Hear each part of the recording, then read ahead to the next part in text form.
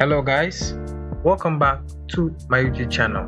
Today we are going to continue with calculating volumes from the 3D survey drone image processing software. Make sure you've already created a 3D model of your survey area in the 3D survey software. This has been captured in the previous video.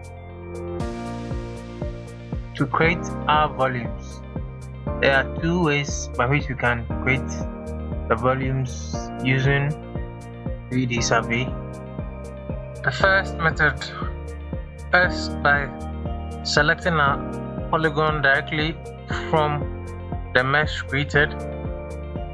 So we left click at the edges of the polygon, we right click to activate the command.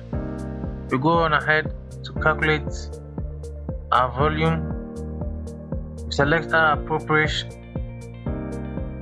mesh or our regular grid mesh that was created, and we click from current selection and our volume is calculated. We can go on ahead to name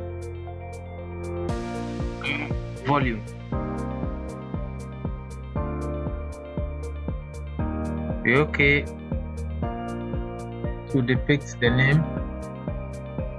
Then we can go to our volumes tab, and then we have our fill, our CAD information, corresponding 3D area and 2D area. We can subsequently select the file or files and then go ahead to delete them. To create a selection or volume from the CAD tab, first click on the plus icon, then we label our volume file name. We can give it a name. Go on ahead to assign a color, any color of your choice. Okay, and then you head to the mesh tab. So we go on ahead to select, left click and select our area of interest.